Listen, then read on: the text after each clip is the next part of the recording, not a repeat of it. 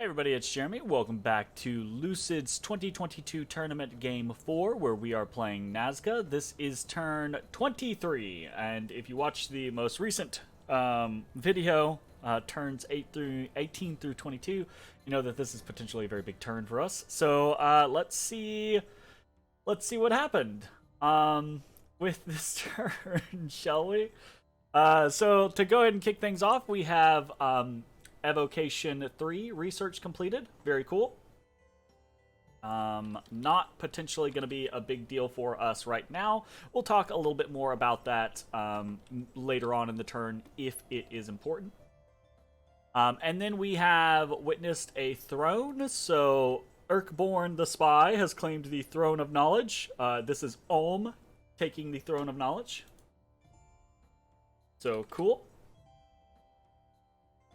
And then we get down to the really interesting things. So let's where do we want to start? So we'll start with our stuff, right? And after we do our stuff, we'll do the battle reports, and then we'll look at other stuff. So and we'll go in order of importance. I want to remind you that last turn, Agartha had moved off our capital, which is what allowed these three attacks to take place, right? As we struck out to reclaim land, and there is an attack on our capital. So let's see what's up. We'll go through the raids first, right? So first, we just sent a small... no, actually, this is probably the more interesting one.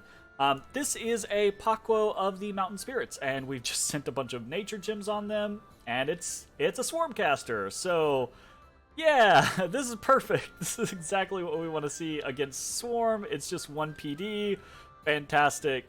Let's see if it works out for us. So we're going to cast a Swarm. Got a bunch of bugs. So let's see, are they... Hey, this is the best thing, right? Like, because on the occasion that the 1 PD actually turns around and supports their captain, they can actually, like, take down all of the flyers before anything gets through, right? And then the combined force can occasionally, like, take down the bugs, right? It's rare. Swarm typically takes on 1 PD without too much problems, but it can happen. But when they don't turn back on the flyers, then typically what happens is 1 or 2 of them get through, a little bit of poison starts to accrue, and... Ooh, that guy got dropped instantly. Oh, wow! We actually, the infantry, or the militia, died before the, commander did. Normally, the commander gets got, right? And then the infantry route, or the PD route. So that is a successful little raid for us in Talito. Just cost us 1 nature gem. Very cool. And then we have an attack in Mark. And this is a horde of Hatunruna, led by an Apu, right? And it is up against... Oof, that's actually a lot of PD. So this is probably close to 15 to 20 PD. It might actually be 20 PD. Yeah, so this is double commanders, which it tends to insinuate that there is 20 PD here. So the cave captain should have been the base PD, and then once he hit 20, he got a PD commander based off of the type. Probably. I mean, there's the possibility that this is just a commander that's hanging out there, right? But this is a lot of stuff. This is quite a bit, so. It is unlikely that our 40 or so Hatunruna is gonna do well against this. They're already taking arrows, which is not great. They will hopefully avoid the majority of this militia. Nope. I probably had them on split. I don't remember. But I probably had half of the... It looked like they were one big cube, but probably more likely they were half and half. Which means they got.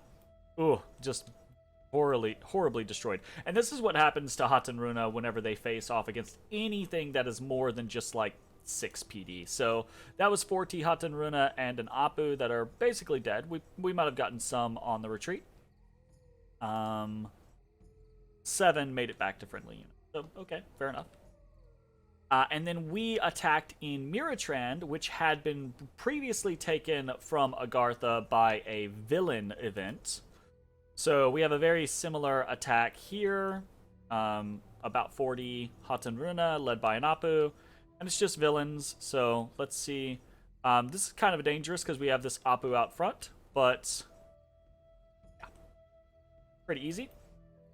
Or successful. Oh, right, I forgot. This is the guy who actually has the Scepter of Authority. So if you watch, there were villains getting lit on fire, basically. Let's see when we get our first one.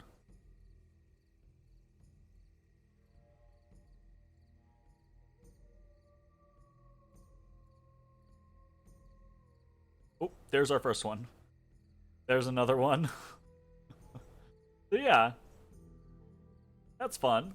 Just casting combustion, not especially useful, but you know, it's an interesting little situation.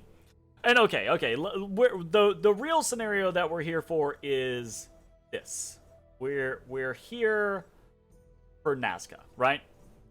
Because he moved off of Nazca and we patrolled, right?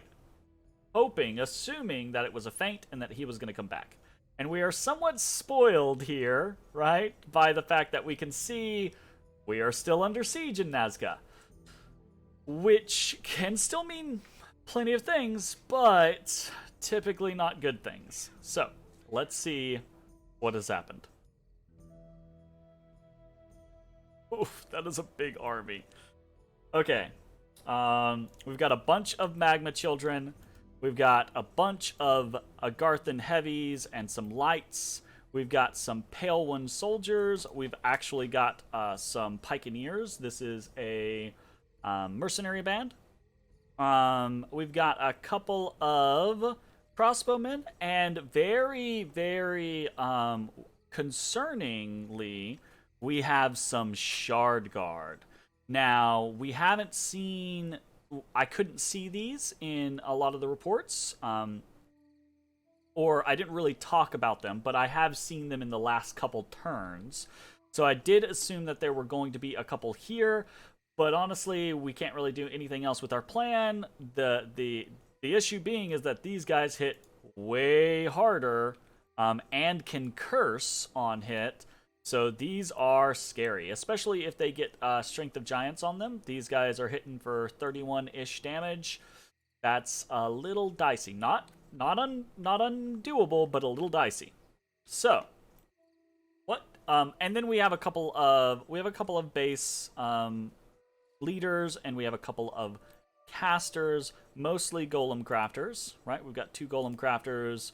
We've got an Earth Reader over here. There's a Pale One captain there. There's an Inquisitor here with some fire gems. Looks like maybe we'll get some fire elementals out of him or something. Yeah, okay. And on our side of the field, what do we have arrayed? We have an accident arrayed. That's what we have arrayed. This guy is not supposed to be here, and if he dies, he could totally rout our Frostfather, who is supposed to be here. So that's not good. Oh, fuck. Okay. This is the Force Arrayed. This is the this is our Royal Malquis. He's just basically here to cast Body Ethereal. And then run the fuck away. Because our Frostfather is casting all the other important stuff that we have access to. And this is our Frostfather as he currently stands. 26 protection. So not too terribly bad. We've got Ring of Fire. Base 35 fire protection, right? We've got a Chill Aura of 13. We've got Defense 24. So let's see how this kind of goes. I don't think we're gonna... We will check the enemy army here in a second. Because I don't think there's going to be anything that we care about them from a casting standpoint. These fire elementals are equivalent to magma children for us, less actually, so it doesn't matter. What matters is, do we get all of our buffs off? Does anything weird happen? And I guess maybe it matters, do these Shard Guard get hit? They are on hold, which is good for them. He probably should have tried to get these crossbowmen too, because these crossbowmen with +4 strength would do an extra 1 damage, right? So up to 12 damage, which can make the difference. Okay, so over here we've got Body Ethereal cast, and we accounted for this because we assumed the Royal Malquia would cast it on itself. So we're casting it twice. Iron Skin goes off on Frostfather, so he's up to 33. The second Body Ethereal goes off on our Frostfather. Very nice. It could have gone off on this Karaka, and that might have been really bad. Now this guy... Oh, did he do it again? Oh, whatever. Now he's doing Ghost Wolves as he runs away. We've done Temper Flesh. Okay, cool. Phantasmal Warrior. Okay, we've got Moss Body up. And we can track to see when we're actually hit by something, right? Because we have Twist Fate up on our god, so. Personal Regeneration. Okay, for any potential chip damage that comes in. Astral Shield.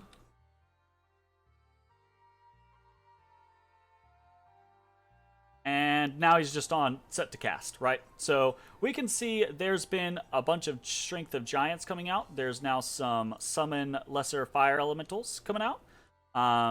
Did these shard... Okay, looks like most of the Shard Guard did get hit. So they're rocking 32 damage on that Shard Glaive. A fair amount of the Agarthan infantry did. Let's actually go back to the beginning. Since we've watched the buff cycle of our side, let's watch the buff cycle of their side. So we got the Bless that went out, and then we get a bunch of Summon Earth powers. Okay, so Strength of Giants go out there, Strength of Giants go out there. And that seems like it's pretty much it. Okay. We can already see, right, like these Pikeneers are burning to death because they were moving with the Magma Children. And that is our goal, right? Our goal is to basically just survive while these Magma Children heat up all of these units and hope that we don't get stabbed in the face by a Shard Guard. Because the Shard Guard are potentially dangerous to us. So let's see how this goes. We've got a False Fetters that comes out, and very quickly you're gonna see people start to freeze because of the chill aura around us, but then they unfreeze because of the heat aura. The thing is after about 3 turns, maybe a little less, most of the people around me are fatigued. And they will, anyone who comes in base-to-base contact with our Frostfather is going to be fatigued out very, very rapidly. So that's why you see none of these individuals around him actually moving.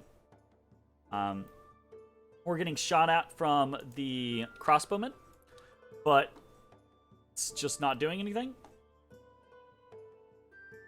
And we can see all around, right, like people catching fire, burning down, people back here burning down from this fire elemental, people back here burninating all the people. Now there's another fire elemental back here, causing heat. We get a little bit of routing.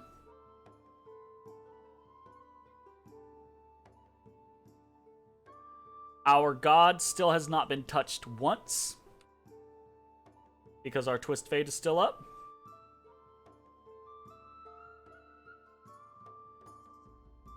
More Strength of Giants casting and Sermon of Courage in the background. More people burning to death. and some shockwaves start to come out. Another thing to note is that the people who are fatigued to a certain point, I believe they are taking damage from our chill aura eventually, because as they take more fatigue, right, they start to take health damage. I haven't actually looked at the rules on fatigue. You know what? Yeah, I don't want to look that up right now.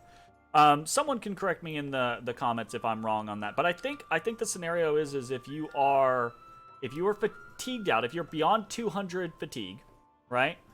And you take additional fatigue damage, you take HP damage. Now, it's not like every point of fatigue damage you take is HP damage, I don't think. But it's like you start to tick down, almost like a poison or a burn or something like that, right?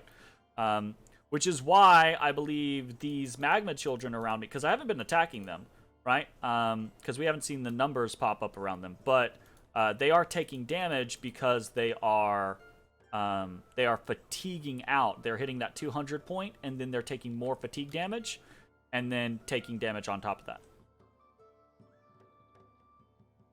And this entire scenario is just, they can't hurt me. The Shard Guard, potentially good. But honestly, even the Shard Guard are unlikely to hurt me because we take half damage due to Temper Flesh, right? So that's going to half their 32 down to 16, okay? And then it's 16 versus 33, which is doable for some chip damage, but unlikely. And then it's also Moss Body, right? So every time they swing, right, they have to hit.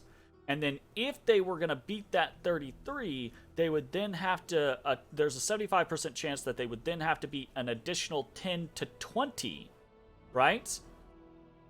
And it's just the chances of all of those things happening, very unlikely. They have a very small window of doing that before they chill out, right? Before they fatigue out. And they also have to beat the Twist Fate to actually hit me the first time. And they have to get through an Astral Shield. Every time they swing at me, they might be paralyzed. Oh, and we're not even counting the Black Steel Plate, right? So this is another chance that we just add 29 protection to that list, right? For a parry value 18. So we have multiple layers of defense that I think even if the Shard Guard, it would be one thing if this was all Shard Guard, right? They would probably get me then. Someone would eventually hit and pop me, and that would be that, right? But with just like 5 or 6 Shard Guard that can't even get in on us, this is it. And here's the thing, we can see that there's only one Golem Crafter still hanging around. And he flees. As he leaves the field, you can see golems start to just pop because the magic leadership is gone. And that's that. Now we have our Frostfather hanging out, and there's a lot of people that are fatigued out here that aren't going to move. And any of you veteran players are like, oh, I see what happens here. So the issue is our god may be an unkillable king right now, but he isn't exactly a murder machine. So, eventually this battle is going to time out, and our god is going to rout. And our god, it's going to happen sooner rather than later because our god is the... No, actually, we're the defender because we patrolled. So we do have a little bit of time there. But as we can see, right, we've got very few people still left on the field. But we are very close to the edge of the field. So... Are we going to kill... Oh, we Hand of Death that guy. Can we get all of them? We combust that guy. He's burning while he runs. We lightning bolt that guy and we miss. Lightning bolt that guy and miss. Again. Animate dead instead, and then we rout. And as we route, he is 3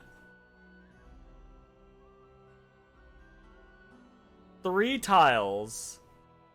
He is 3 tiles, 2 lightning bolts. He is the last unit left on the field. He survived 2 lightning bolts being shot at him, and he was 3 tiles away from the edge of the map. But Agartha takes the field. Agartha wins the battle. That is a hell of a Pyrrhic victory if I have ever seen one. Oh my goodness. Okay, what's the butcher's bill? What did we actually do to Agartha?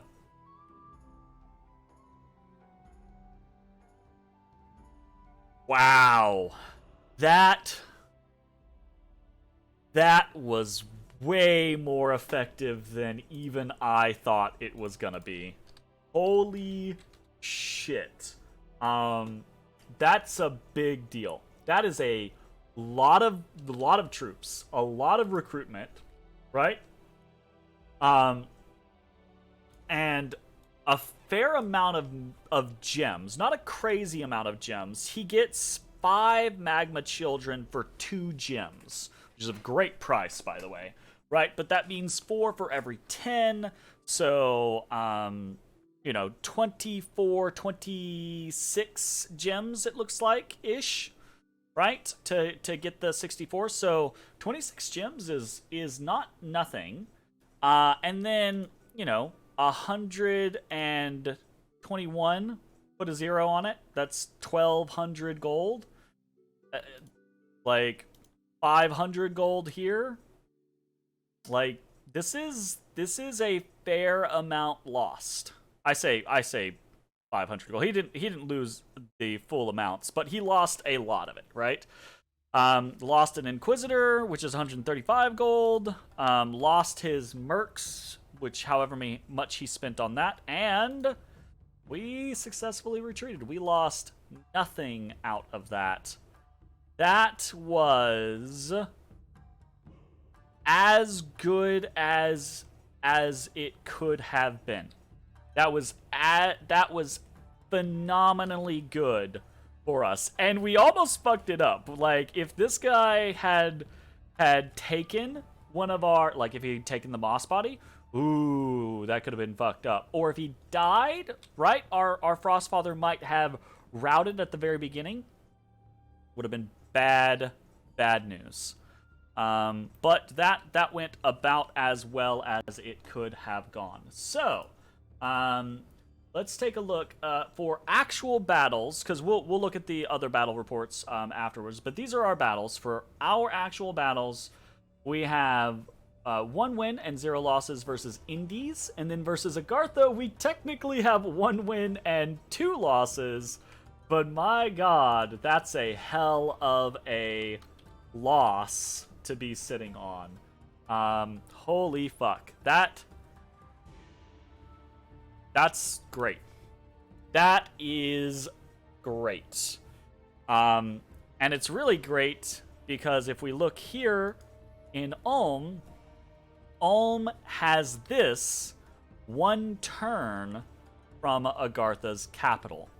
So this is a very interesting Ulmish army, a bunch of Guardians, a bunch of Pikeneers, a bunch of crossbows, and a fair amount of Sappers. Sappers have a lot of bonus siege strength, so they can break walls very, very quickly. This guy, interesting little scenario. He has stuff going on over here. He's a little thug already with the sword of sharpness and random stuff. He's got lucky thrown on him. I don't know why he has lucky on him, actually.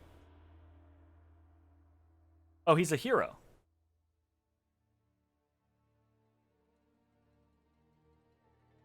Do these heroes just naturally have lucky? That's interesting. That's very interesting. That's cool. So yeah, this guy, there's a bunch, and this is like no slouch army. This is fully functional. Summon Earth Power, Legions of Steel, gonna be Strength of Giants. So all of these guys are very high protection, very hard hitting, right? He's up against nothing, just PD, 1 PD as is, right? But this army can deal with a lot of stuff. Like, this army would probably deal with the shenanigans that I just pulled, probably pretty easily, just with this hero, actually. So that is very cool. And having just obliterated the majority of this army, that means that Agartha is very much going to be on the back foot against what Ulm is throwing at them. Another battle that we can see is Ashdod versus Vanheim. I talked about this in the last episode, but there is full-blown war between Vanheim and Ashdod now, and this is what Ashdod is sending in against Van. And this is just some PD, but this is some scary stuff, right? So this is all hold, sermons of courage, blessings, all that good stuff. Nothing crazy, no like mega point buffing or anything like that yet, which, you know, is fine. But yeah, that's a lot of Anakites and Rephites to be coming at Van real hard. So yeah, there's that. Very, very, very, very, very interesting stuff. Let's go actually see the scenario. So that battle happened here in Ulyr, right? Van is over here. And this is the Ulmish army right next to the Agarthan capital. So let's talk about situations, shall we? We have just situations. We have just dealt a grievous wound to Agartha. But logically, we're probably still dead, right? It's gonna take Ashdod or Vanheim just a hop, skip, and a jump to be like, oh, Nazca's still alive? Let's go grab that real quick. Like, Ashdod could literally just go, oh shit, march this army 1, 2, break this probably in 2 or 3 turns, and then kill me. So, with the assumption that that is likely going to be what's happening, we're going to try and do some very particular things. Again, just trying to bloody as many noses as we can, right? So the first thing we're going to be doing is we are breaking siege on Nazca. We know there is 1 Agarthan heavy infantry there. There are roughly 100 units here in Satrandith, but none of them are Magma Children, and they don't have a lot of leadership. He could go back and park on this, but if he does, he's going to be facing a fair amount of aerial force, and this is where our Sacreds actually should shine, right? Like, this is where our Condors and our Supayas, and especially our Sun Guard, should chop through the Agarthan infantry. The only thing being is maybe we get HP routed because of the Hatan Runa that we have. We are actually bringing out our heavy infantry to hold the line in front, and they will face off fairly well against Agarthan heavy infantry. So yeah, we're not really putting any crazy stuff into this. We're just breaking with a couple of leaders and going to town and crossing our fingers, right? We are also attacking Mark again. Mark was this force, right?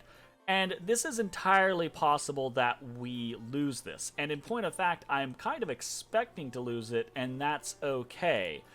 Partially because we are hemorrhaging gold, and hemorrhaging gold means we're losing other units. Now, these Hatan Runa do not cost very much gold in any way, shape, form, or fashion, but if you have copious amounts of them, they can matter, right?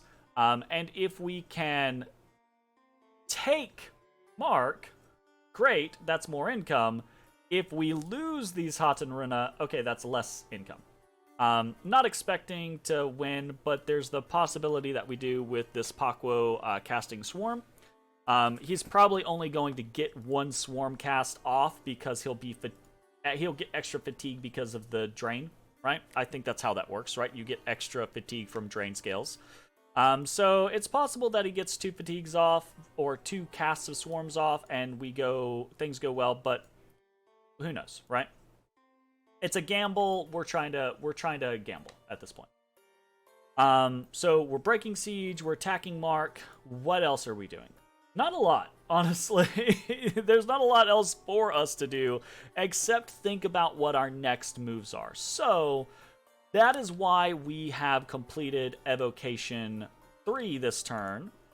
Because after we did Alteration 4, we decided to go for Evocation, because if Ashdod comes at us, what we just did is not going to work at all, right?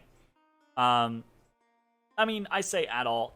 It has a slight chance of working, but it's not going to lead to the results of what we just had, basically. And it's pretty unlikely to succeed in that way, especially since I'm assuming Agartha isn't going to stay quiet. They're going to be like, this is what Nazca has, this is how they beat me there.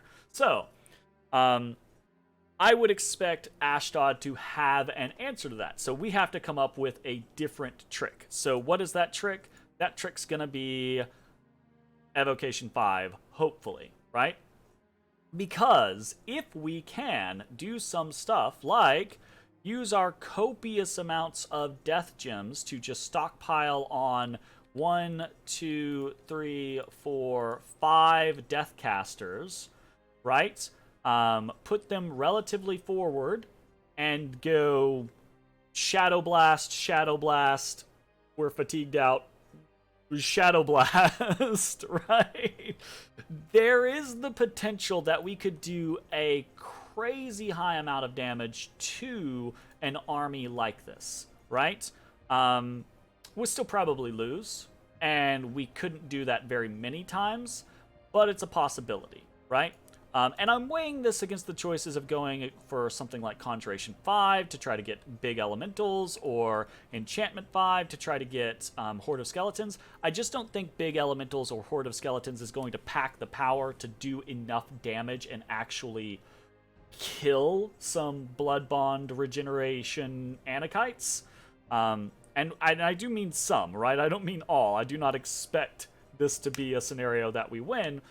But, again, trying to come up with whatever tricks that we can to try to do whatever we can. So, we will get Evocation 4 very quickly. But getting to Evocation 5 is going to take several turns, and we might not have that. So, we're going to try to be focusing on getting researchers as soon as possible. And then the other thing is we want to break siege, obviously, so we can just try to recruit more units like Sun Guards. They can help us in the chop. But also we can do things like go back to getting Supayas. So that is the plan. Other things to talk about. Special recruits. I'm just going to put this here because why not? We're special recruiting some wolves. Because that's the only thing we can do right now is special recruit some wolves. So yeah, there's that. Other things to talk about. Yeah, there's some world events that I think we can talk about. Ashdod, Vanheim are at war. Ulm has attacked Agartha. Jotunheim, right, is fighting against Nabaa. And then I believe Vanna Rus and Arco have started fighting or are posturing for war. In the underwater scenarios, things are... I think things are going poorly for Yis, unfortunately. I say unfortunately. Yis would be a very bad opponent for us because they're great on land. But they're not that... Well, I don't know. Yis could be a good opponent for us. Regardless, it's irrelevant, right? Like, I think from what I have heard, things are going badly for Yis, and actually going badly for Oceania. Apparently, Pelagia has a pretty aggressive bless, I think, and they are using their Knights of the Deep to great effect. And Knights of the Deep are very nasty. They're very, very good. The only thing being is that they're just aquatic. They are unable to leave the sea. So, that is kind of like that trade-off scenario. That makes Pelagia pretty damn strong underwater, but they can't bring one of their strongest things onto the sea. Instead, they have these champions of the closed realms, which are okay. They're not great, but they're okay. I've seen some people try to bless these guys, and they're fine. They're just not Knights of the Deep, you know? So anyways, there's that scenario, and then Oceania has the Afroi, which are amphibious, but they are absolutely inferior to the Knights of the Deep, right? In combat potential, right? The Knights of the Deep have a freaking lance, a spear, an alicorn, a magic alicorn horn, and the freaking the Afroi just have a bronze lance, right? They are poisonous. And then the Movarks are very strong. They're really cool. But again, underwater, they just have the golden lance. On land, they also have a fire breath and I think a hoof as well. So they're super good on land, but they're not nearly as good underwater. And I think that's basically what's happening, right? Is that Oceania and Ys are having to face superior underwater knights with their inferior underwater knights, and it's not working out. I don't know what the scenario there is. I don't know if Ys and Oceania are planning to band together against Pelagia or what, but yeah, pretty interesting stuff. Anyways, cool! Holy shit! I wanted to bloody someone's nose, and I totally did. We absolutely just gave Agartha a black eye. I don't think it means anything for us, right? Like, we're still dead to Van or Ashdod, or even Agartha, right? It's entirely possible that Agartha throws off Ulm, and then is like, alright, fuck off, and then comes and finishes us. Or it's entirely possible that our savior, right, like Ulm, comes and eats Agartha, and then is like, free Nazca, you know? Like, what the fuck are we gonna do? Oh, goodness. So, there's that. But, yeah, we'll see how it goes. That was a pretty exciting, conclusion to us being under siege for several turns. And I'm glad it actually worked out. So, that's gonna be it for this video. Thanks for watching. See you next time. Bye-bye, everybody. Hey everybody, thanks for watching. If you enjoyed the video, consider leaving a like, commenting, or subscribing. It really helps me out. If you'd like to see me live, head over to my Twitch at twitch.tv/thedistanthorizon.